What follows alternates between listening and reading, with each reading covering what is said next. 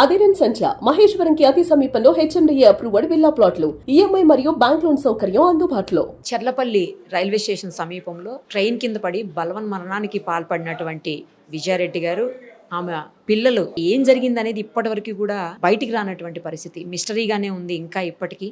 మీరు విజయశాంతి రెడ్డి గారికి బ్రదర్, అన్ననా తమ్ముడా అండి? అన్న మేడం. నేను కానీ అందరూ తమ్ముడు తమ్ముడు అంటున్నారు ఏంటి మరి మిమ్మల్ని? తెలియదు మేడం. లాస్ట్ ఎప్పుడు మాట్లాడారు మీతో మీ సిస్టర్? ఆదివారం మేడం, పోయిన ఆదివారం ఏ తారీఖు అయితే మేడం తెలియదు. ఆదివారం రోజు అనుకుంటా మేడం. నేను ఆ రోజు సిస్టర్ అంటే అంతకుముందు ఆదివారమే, అంటే ఆదివారం ఆమె చికెన్ కానీ ఏదన్నా పిల్లలకి అవుటింగ్కి తీసుకెళ్ళడానికి చేస్తుంటుంది అన్నమాట. మామూలుగా ఆమె ఇండిపెండెంట్ విమెన్, ఆమెనే చేసుకుంటుంది. కానీ ఆ రోజు అంటే కొంచెం వర్క్ స్ట్రెస్ అది ఎక్కువ ఉన్నప్పుడు నిద్రపోవాలి కదా మేడం. సాటర్డే అంటే సండేనే వెళ్తుంది కాబట్టి ఆమె సాటర్డే ఫ్రీ కొంచెం రెస్ట్ తీసుకుంటే సండే ఆమె వెళ్తుంది. కొంచెం స్ట్రెస్ఫుల్గా ఉన్నప్పుడు నాకు చెప్తుంది. అయితే అంతకుముందు వీక్ ఉన్నప్పుడు అంతకుముందు వీక్ అడిగింది నన్ను, అన్నయ్య ఇట్లా రామ్నగర్కి వెళ్ళి ఫిషెస్ ఇస్తావా అంటే, నేను నాకు అక్కడ ఫీవర్ వచ్చింది మేడం ఫుల్. నేను నైట్ శనివారం ఓకే అని చెప్పాను. సండే మార్నింగ్ వచ్చేసరికి యాక్చువల్గా 5కి వెళ్ళిపోవాలి రామ్నగర్ గుడికి, ఎందుకంటే 7:30 వరకు ఇక్కడ ఉండాలి. ఆమె కుక్ చేసి 12కి అట్లా లేకుంటే 3కి అట్లా తీసుకుని వెళ్తుంది. పిల్లలకి కుక్ చేసి తీసుకెళ్తాను మేడం అట్లా. అయితే ఆ రోజు నాకు ఫుల్ ఫీవర్ వచ్చింది. చూసుకునేసరికి టైం చూసుకునేసరికి 11 అయిపోయింది. ఈ పోయిన సండే కాకుండా అంతకుముందు పోయిన సండే మేడం అయిపోయింది. అయితే మళ్ళీ మెసేజ్ పెట్టిన, సారీ రా నేను ఇట్లా పోలేకపోయినా, నెక్స్ట్ సండే షూర్గా తీసుకెళ్తా అని అన్నా. దాని తర్వాత రెస్పాండ్ ఏం కాలేదు, ఎందుకంటే వెళ్ళలేదు కదా అని ఆమె కూడా ఓకే అనుకుని సరే అయిపోయింది. తర్వాత మళ్ళీ నేనే అన్నా, నెక్స్ట్ సాటర్డే నేను వెళ్దాం అనుకుంటున్నా, తీసుకొద్దాం అనుకుంటానంటే సరే అని ఆమె 3000 రూపీస్ కొట్టింది. 3000 రూపీస్ కొట్టింది. ఆమె ఎవరు అది చేద్దాం మామూలుగా కదా మేడం, ఇప్పుడు ఒక రోజు 2 రోజులు కాదు కదా. అయితే నేను వెళ్ళి కొరమీన తీసుకురమ్మన్నది. కొరమీన అంటే 8 kgs ఏమో తీసుకున్నా. అవి 3300 3400 అయింది. 3000 పట్టిన 400 కటింగ్ ఏమో అయింది. తీసుకున్నా. నేను వేరే ఫిష్ తీసుకున్నా. నేను ఒక 8 kgs 9 kgs తీసుకున్నా మేడం. తీసుకొని ఇంటి దగ్గర ఇచ్చేసి నేను వెళ్ళిపోయినా మేడం. నేను అదే రోజు లాస్ట్. ఆమెకు టైం ఉంటుంది మేడం, ఉంటే ఆమెనే ఇంటికి వస్తుంది. మా బాబుకు ఎప్పుడు తీసుకున్న పెద్ద పెద్ద ప్యాకెట్స్ తీసుకుంటుంది మేడం, పిల్లలకు స్నాక్స్. మా బాబుకి, నా కోడలికి, మల్లునికి 3 ప్యాకెట్లు తీసుకుంటుంది డిమార్ట్లో. ఒక ప్యాకెట్ మా దగ్గర ఇస్తుంది, ఒక ప్యాకెట్ కోడలికి ఇస్తుంది, ఒక ప్యాకెట్ అల్లునికి ఇస్తుంది మేడం. ఇది ఎప్పుడు జరిగేదే, మంత్లీ అన్నా ఎప్పుడన్నా ఇస్తుంది మేడం. ఇచ్చి వెళ్ళిపోతుంది మేడం. ఇంటికి వస్తుంది ఆమె, ఎందుకంటే ఆమెకు టైం ఉండదు. మండే టు ఫ్రైడే తెలిసిందే, ఆమె టీమ్ లీడ్ కాబట్టి 13 to 14 hours వర్క్ చేస్తుంది. మిగతా టైం నిద్ర ఉనికి సరిపోదు. సాటర్డే అందులోనే కలిసిపోతుంది, నిద్రలోనే అటు ఇటు సరిపోతుంది ఇంట్లో పనులు. సండే వెళ్ళిపోతుంది, చికెన్ తీసుకోవడము, కుక్ చేసుకోవడము, మళ్ళీ పిల్లల దగ్గరికి వెళ్ళిపోవడం. లేదు ఫ్రీగా ఉంది అనుకుంటే ఆమె ఇంటికి వచ్చి మమ్మల్ని కలిసి మాట్లాడుతుంటుంది మేడం. అది జరిగింది మేడం. అంతే. అంటే ముందు అది నా ఫ్రెండ్స్ సర్కిల్లో వాళ్ళు చెప్పింది ఏంటంటే, నీ మీద అట్లా అదే నీకే అంటే కదా లాస్ట్ కాల్ మాట్లాడిందన్న ఒకరు అన్నారు, ఇంకోటి అన్నారు. లేదా మేడం, అనడం మాత్రం మేడం, అనడం ఏదో ఎందులో వస్తుందంట, ఒకసారి రిఫర్ చేయన్నా, ఒకసారి చూడన్నా నిజమేనా అంటే, లేదా నాతో మాట్లాడితే సంతోషమే, నేనే కాపాడుకున్నట్టు. మాట్లాడలేదు చేయలేదనే కదా నా బాధ. అది జరిగింది మేడం. కానీ ఎందుకు పిల్లల్ని కూడా తీసుకెళ్ళి అట్లా చేయటం అని? ఎప్పుడన్నా ఏదన్నా ఆమె బాధ ఉన్నట్టు కానీ, లేకపోతే ఫీల్ అవుతున్నట్టు కానీ, ఏదన్నా అట్లా దుఃఖంలో ఉన్నట్టు కానీ, ఆందోళనగా ఉన్నట్టు కానీ ఎప్పుడన్నా మీకు అట్లా అనిపించేదా? అట్లా ఉంటే నా ప్రాణమే అడ్డు పెట్టి కాపాడుకుంటాను. చెల్లి అంటే నాకు చాలా ప్రాణం మేడం. అసలు ఇది ఎట్లా జరిగింది? ఇప్పుడు ఏదో మన కలలా ఉన్న నేను ఏదో అంటే మళ్ళీ లేస్తే అయిపోతుంది, కలలాగా మిగిలిపోతుందేమో అని కనడం తప్ప కానీ ఏం లేదు మేడం. పెళ్ళైందనే కానీ మా ఇంటి దగ్గర మేడం, అంటే బాబునైనా ఉండే వృత్తిపరంగా ఇక్కడ ఉండడు, సౌదీ. ఆయనకు 19-20 years ఉన్నప్పుడే, అంటే ఇక్కడ ఈ కరువు ప్రాంతం కాబట్టి ఇక్కడ అంతా 10th ఇంటర్మీడియట్ చదివి ఇంటి పెద్ద అయితే ఖచ్చితంగా వెళ్ళి ఇంటికి సపోర్ట్ చేయడం అనేది ఇక్కడ జరిగేది మేడం. అట్లా ఆయన ఇల్లు ఉన్నప్పుడు కాబట్టి ఇక్కడ వీళ్ళు కూడా సరే 2-3 ఉన్నారు కాబట్టి వీళ్ళకి కూడా 3 కొడుకులు కాబట్టి సరే ఎవరు చూడలేని సమయాల్లో మనం తీసుకొని వెళ్ళి అప్పుడు 3 years మా కోడలు ఏమున్నది మేడం, అల్లుడేమో 2 years అనుకుంటా మేడం. అప్పుడే తీసుకెళ్ళి మా ఇంటి దగ్గర పెట్టుకొని పెంచుకున్నాం మేడం. నేను నా చేతులారా నిర్ణయించిన మేడం. మమ్మీ మా చెల్లేమో ఆమె ఎడ్యుకేషన్ అని జాబ్ అని ఆమె బిజీ ఆమె ఉంటుంది, బావేమో అక్కడ ఉంటాడు. అసలు పెరిగింది నా చేతులల్లో, మా అమ్మ చేతుల మీద పెరిగారు మేడం. పిల్లలు నా అందరు తెలియని వాళ్ళ నాకు 2 కొడుకులు ఒక అమ్మాయి అనుకుంటారు మేడం. తెలిసిన వాళ్ళకే తెలుసు అల్లుడు కోడలు అని. అట్లా చిన్నప్పటి నుంచి పెంచుకొని హాస్పిటల్లో తీసుకుపోవడము చేయడము ఏదైనా మేమే చేసాం మేడం. పెంచుకొని ఇంత పిల్లలతో కూడా ఎప్పుడైనా నేను అనేది ఏంటంటే ఎగ్జామ్స్ కానీ ఏది కానీ వస్తుంటాయి ప్రాణం ముఖ్యమని 2 కూడా ఒట్లు వేయించుకునేటం మేడం నేను. ఎందుకంటే మా అమ్మను మీరు గుర్తుపెట్టుకోవాలి. మా అమ్మ రేపు ఏదైనా ఇంత మందులో ఏదో అడిగితే ఫోన్ చేసి తీసుకుని వచ్చేటట్టు ఉండాలి బిడ్డ, మీరు నాకు తోడుగా ఉండాలి బిడ్డ అని ఎప్పుడు. కానీ తల్లి పిలవగానే పిల్లలు కూడా అంత పెద్ద పిల్లలు, చిన్న పిల్లలు కూడా కాదు కదండి, అంత పెద్ద పిల్లలు అసలు ఎట్లా వెళ్ళారు వాళ్ళు కూడా?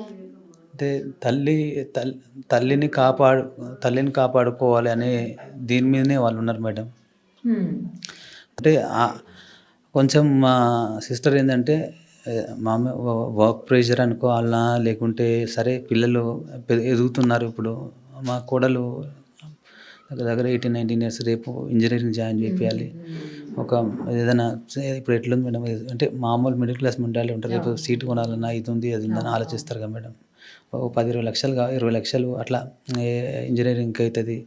మళ్ళీ బాబుకి మళ్ళీ ఇంజనీరింగ్కి ఎదుగుతున్నాడు, మనం పాపకు పెళ్లి చేయాలని అంత దగ్గర భవిష్యత్తు గురించి ఎవరైనా అంతేగా మేడం. ఇప్పుడు ఎంత చిన్న 5 ఏళ్ళ పాప 6 ఏళ్ళు అంటే సరే టైమింగ్ కదా అనుకుంటారు. వాళ్ళకు కూడా సమయం దగ్గరలో ఉంది, పెళ్ళి కానీ ఎడ్యుకేషన్ కానీ. సో వర్క్ ప్రెషర్ అయి ఉండొచ్చు. పిల్లల భవిష్యత్తు ఎట్లా చేయాలి, రేపు పెళ్ళి చేయాలి, ఖర్చులు ఆబ్వియస్లీ ఓసీ కానీ ఏ క్యాస్ట్ అని అనుకోండి, కానీ ఈ మధ్యలో పెళ్లి ఖర్చులు కానీ అవన్నీ ఎక్కువనే ఉంటాయి.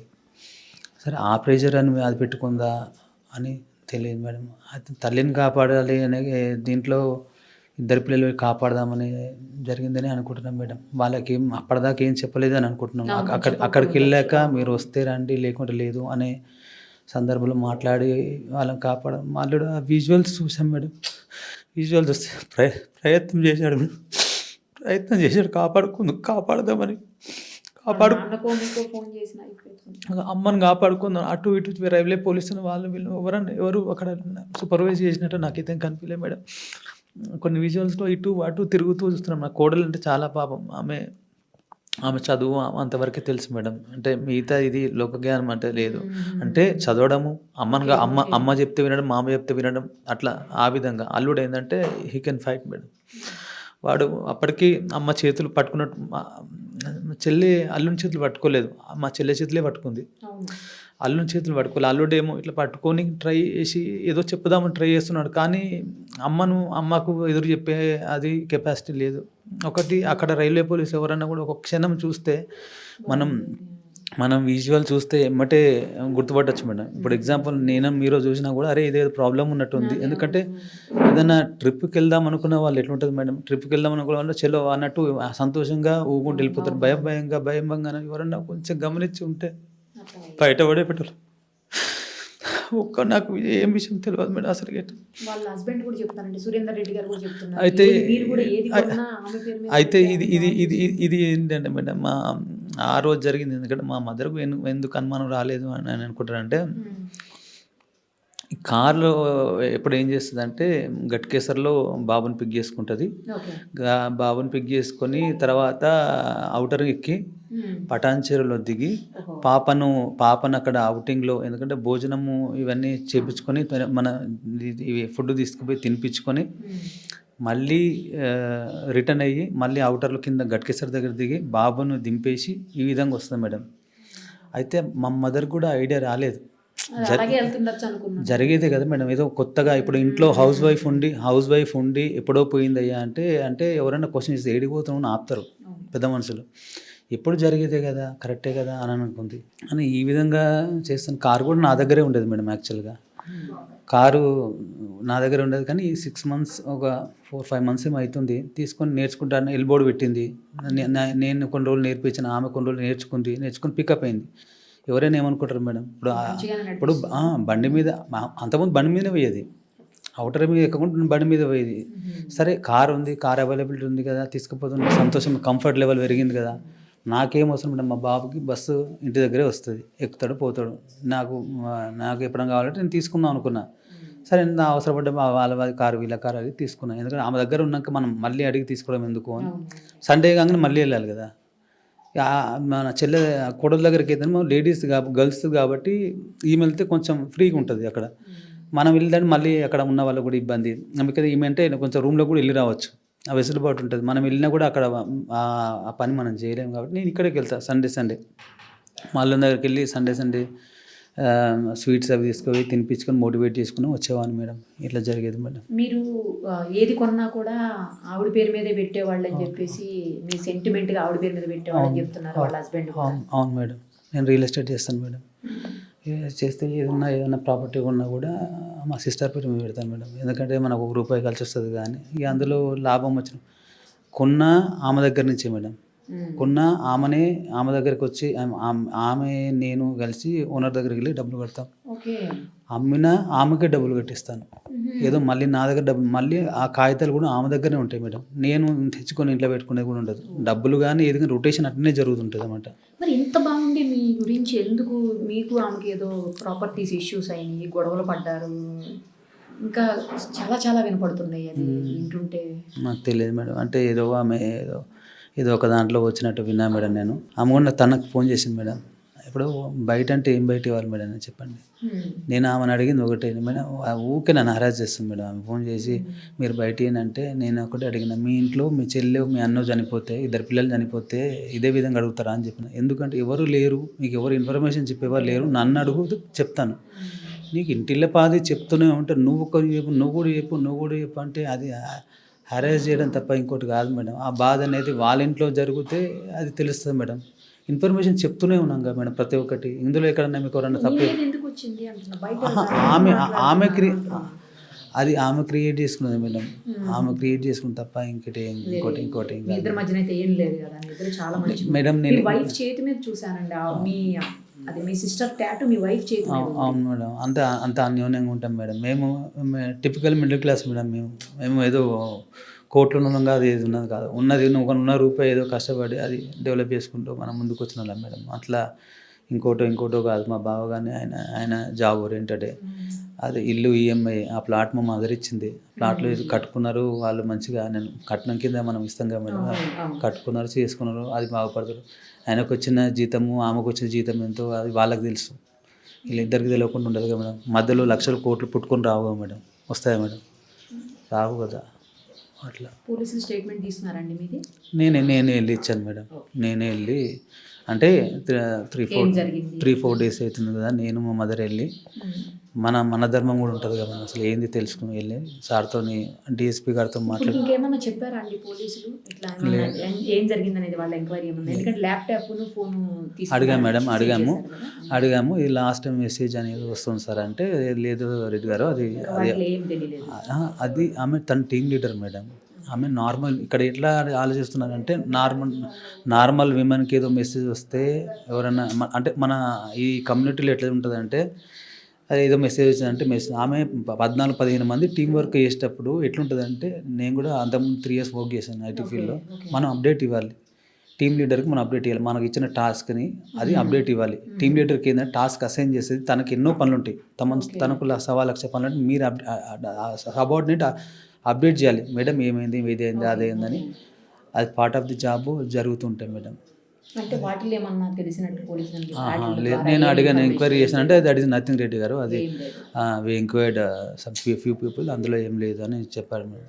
అది నేను అడిగాను మేడం. ఇంకెన్ని రోజులకు తెలుస్తుందో అసలు ఏంటనేది. అదే $100 క్వశ్చన్ లాగా మిగిలిపోయింది మేడం. అది చూస్తున్నాం మేడం, అది ఏం జరిగింది. ఇప్పుడు మీ బావగారికి మీరే ధైర్యం అంతేగా మేడం, ఒకరికొకరు అన్నట్టే ఉన్నది. కానీ ఉన్నది ధైర్యం అంతా కోల్పోయినా మేడం. ఆయన కానీ నేను కానీ ఎవరికి ఎవరు లేకుండా అన్నట్టు అయిపోయింది మేడం.